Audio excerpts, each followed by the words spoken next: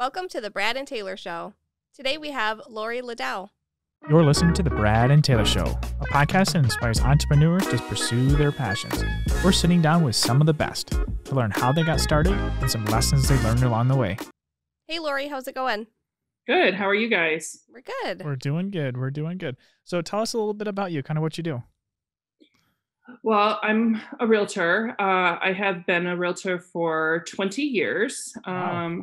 Actually, it's my 21st year. And that's what I do. That's awesome. So it's a lot of work. It's full time. I work. I sell about 80 houses a year, so nice. I'm busy. Yeah. And I have my husband and my adult daughter, and I have a brand new granddaughter. So, awesome. Congrats. That's yeah. awesome. Yeah, exciting. So when you were, let's back it up a little bit. So when you were younger, did you know you wanted to be an agent when you grew up, or what was your whole plan? No. What was your plan? No, not at all. So I was always like the straight A student in school, the bookworm. And I thought I wanted to get into engineering because my dad was very engineer skilled. And I think, I always admired him. And I thought, oh, I want that. I want to do that. And so I took all the classes and I ended up going to Purdue and getting into engineering, and very quickly realized that this is not what I want to do at all. Like, this is not what I thought this project was.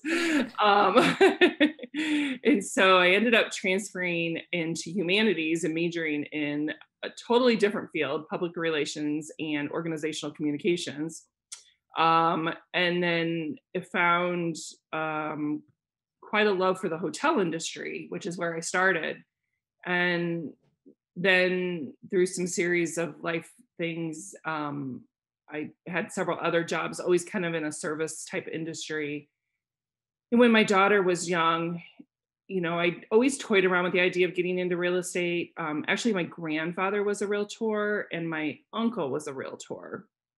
Not that I spent a lot of time with either of them in their business, but I always just thought, maybe this is something that I would enjoy. And because I will be honest with you, I don't do well under bosses. I am much better being my own boss than somebody else telling me what to do. And so we were at a point in our lives with my daughter was young, and we thought, well, let's give it a try. And so I did. And as is typical, the first 2 or 3 years are really hard, really, really hard. And we being my husband, because you can't do this without support. Like it's really hard. So I say we, and that's my husband and my daughter. And if it wasn't for them, if it wasn't for my mother-in-law helping with me with my daughter and my crazy schedule, I would have never gotten through those first, several years. And then it started getting, I don't want to say easier, it just started getting like a rhythm. Like I started understanding how things were supposed to work and how it was supposed to function.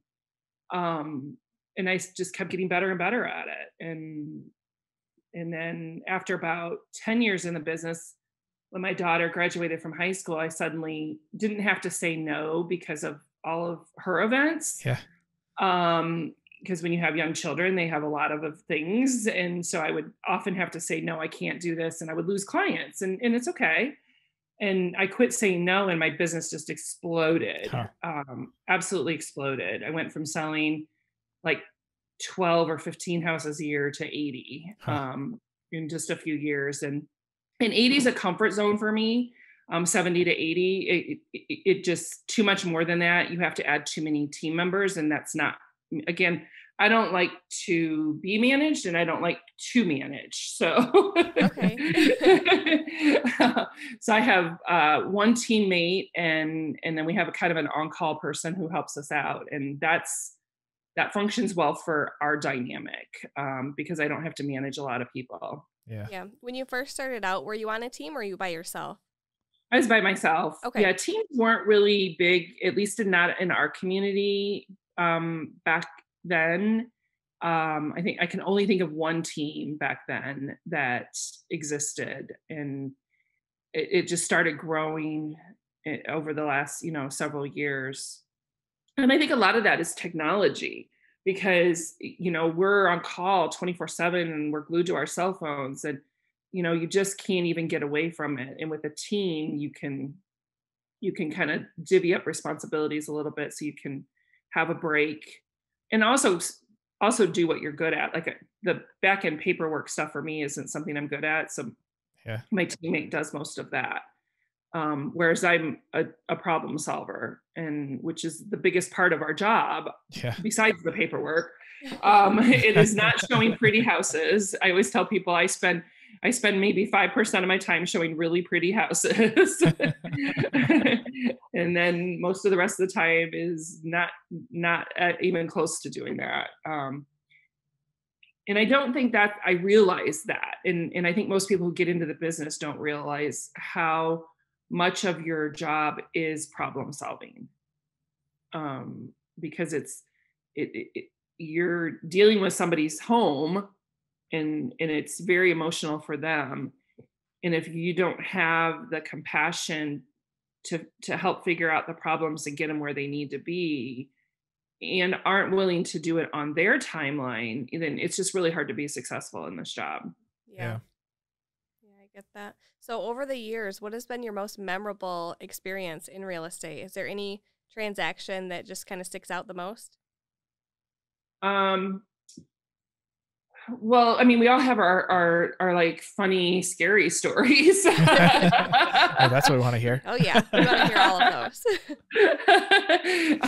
those. So I remember one time showing a vacant home, and my clients were nice older couple, super sweet people, and he had brought this big Coleman lantern because he knew the power was out. We knew the power was out. And so we go into the home and he's got his Coleman lantern and he's walking ahead and he's, like just kind of showing us everything. And all of a sudden he's, several steps ahead of us. And all of a sudden he's like, "Oh, hello there." And I'm like, "Hello there. Who's he talking to?" and he just, all of a sudden he starts backing down the stairs and there's people coming down the stairs at us. They were like squatters living in the attic of this house. And I was just like, "Oh my God." And we're just trying. And then they're like talking to us like, they were mentally ill and probably on drugs. And it was just, so then they're talking to you like the squatters are talking to us like, "Oh, we really want to buy this house." and and my clients and I are like backing out of the house. And I call the agent and I'm like, "You have squatters living in your attic?" She goes, "Oh, they're back." And I'm like, "Oh my gosh." Thanks for the warning. I know, like she warned us there was no power, but maybe she could have warned us about the squatters that keep coming back. Yeah, I think it's even worse that there was no power and someone was walking towards you. Like that's just, I know. And they were living all the way up in the attic. And it was like, I was like, okay, but I know. We talked to somebody the other day that had exact something similar to that, and they were in the basement. And it was like, wait, why don't you pick like the main floor? Yeah, they like came out of the dark basement. Yeah, it was a little, that was definitely, my heart was racing. And I am, and then I had another one. I was showing homes to a police officer.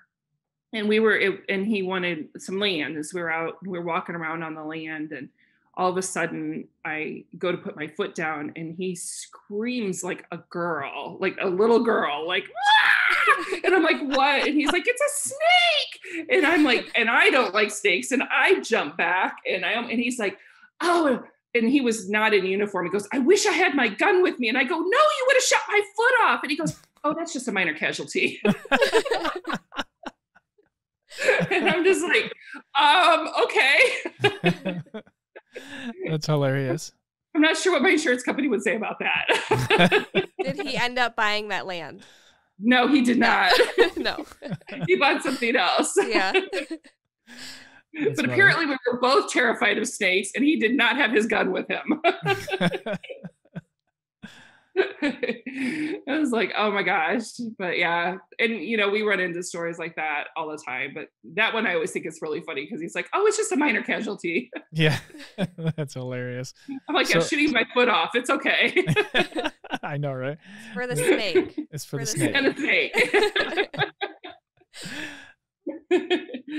That's So, awesome. That's awesome. So what kind of advice could you give somebody that's starting out in the business or that might help them along their way or help them in this market or anything? right. Yeah, all those things. Um, Go find the I would, sellers. yeah, exactly. Focus before you get in the market, make sure you have sellers lined up. Yeah. But I would say, like I mentioned earlier, a strong support network is really important, especially if you are, married and have children, because you in this market is a perfect example. I mean, if you are working with buyers and a house comes up for sale, you have got to drop everything and go show that like right now. And that is assuming you can actually even get an appointment to show it, because that's a different problem. So sometimes it's so booked you can't even get into the house and you Yeah. have to make your appointment quickly. And so you need to know your client's schedule intimately and book that appointment immediately. And then you have to just be willing to constantly shuffle your schedule around. And I think because I've been doing this for so long, I'm used to that. And I can't tell you how many family functions I've missed or been on the phone the whole time, birthdays, holidays. Sometimes my family gets irritated. Most of the time they understand. I'll take them on a nice vacation and then they kind of calm down. And I'm like, because I couldn't pay for this vacation if I didn't miss that other event, Yeah. But You're like, I got a closing out of that. yeah, but I think, a lot of people get into this business thinking they can set their own hours. And that is entirely true to a point. You will lose clients if you restrict your hours. And I learned that I didn't realize how many clients I was losing in my early years until I quit saying no. And my business just exploded, like I said. And so, and I'm talking, my business exploded in 2011 during the recession. Yeah. So, I mean, you can't even, you can't say no. And you can totally say no, but the more you say no, they're going to go find somebody else. They're going to, they're going to go somewhere else. And so that is the choice when people say, well, I want to get into real estate because I want to make my own hours. And it's like, well, you can totally do that. And if you only want to sell a handful of houses a year and, then that'll probably work for you. But if you want to make this your full-time job and you're, supporting your family, that's not going to work. I can tell you that right now. Now, a lot of people do join teams so that they can have more structure in their life to some extent.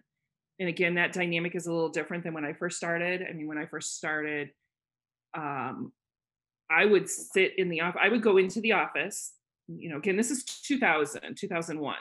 So I would go into the office. I'd drop my daughter off at school. I'd go to the office. I'd sit at my desk and I would just sit there for 8 hours until my daughter got off of school. And I would take phone duties. I got to be the person, people would be like, oh, Laurie's always here. Maybe she can help me show this house, or she can take this lead, or she can do this.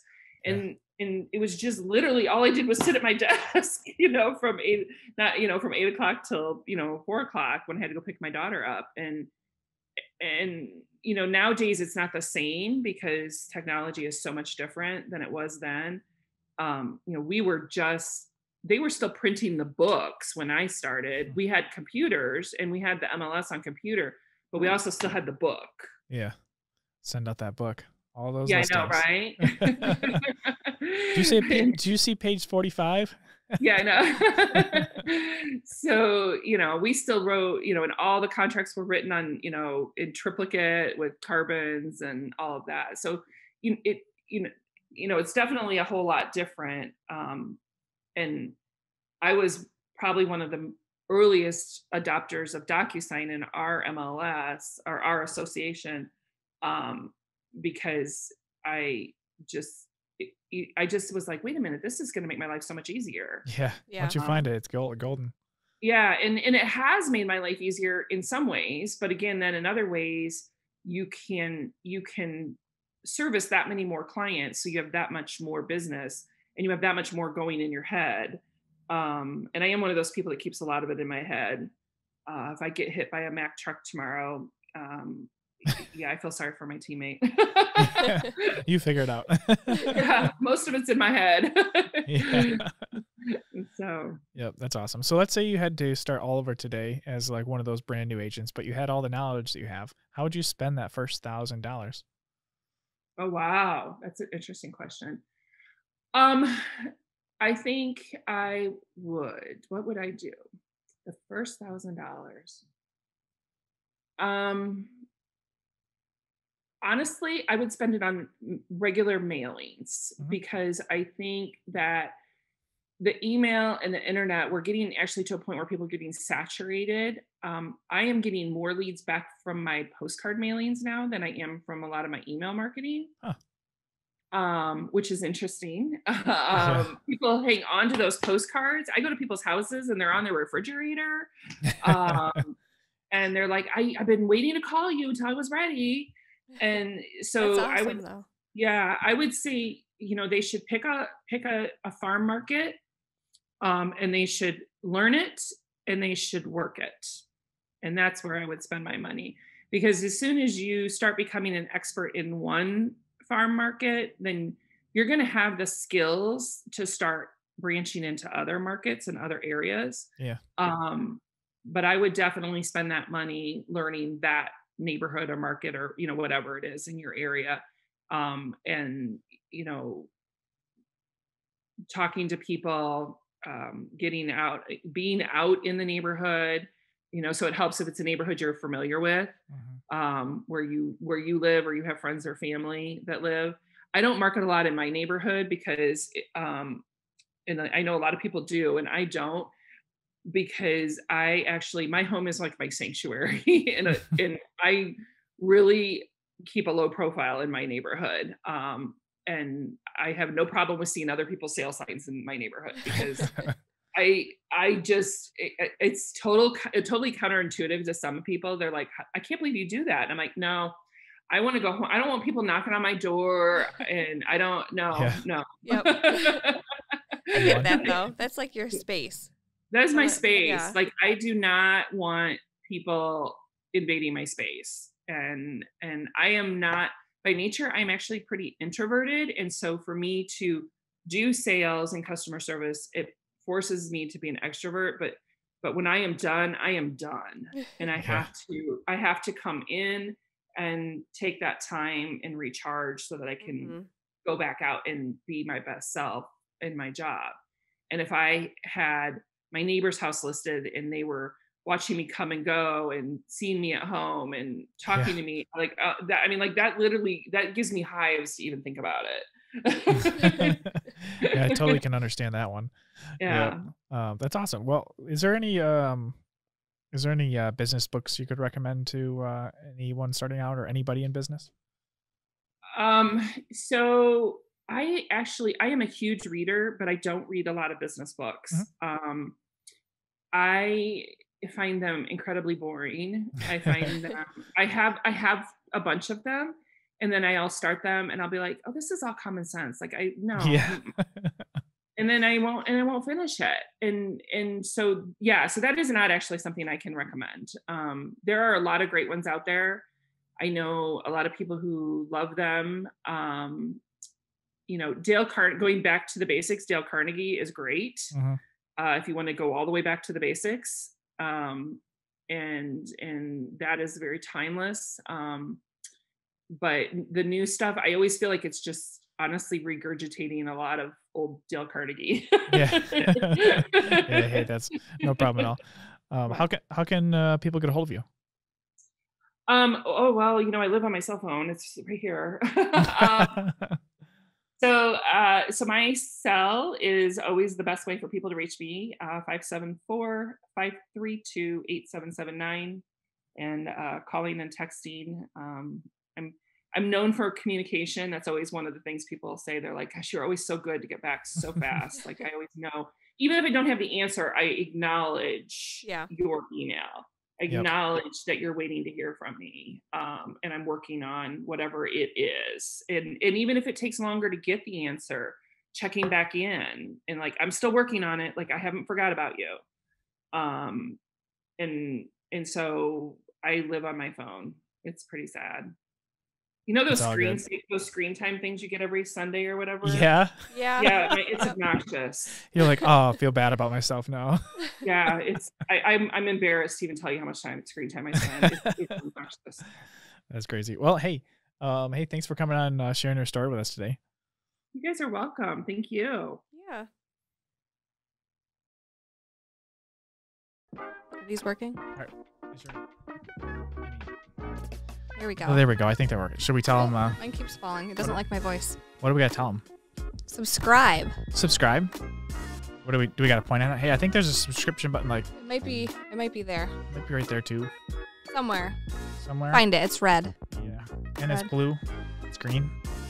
I don't really know. It's a color. This mic isn't even attached. Did you plug these in? Well, I guess. I wonder if they can hear us. Yeah, I wonder if they hear us. Well, we should probably tell them if they can hear us. We should probably tell them also give us a 5-star review for listening on Apple. That'd be cool. 5 stars, review. Guys. Share it with everybody they can think of. We won't take 4 stars. I mean, Taylor, I don't even think these are on. I mean, I don't think this is working. This is not working. Yeah.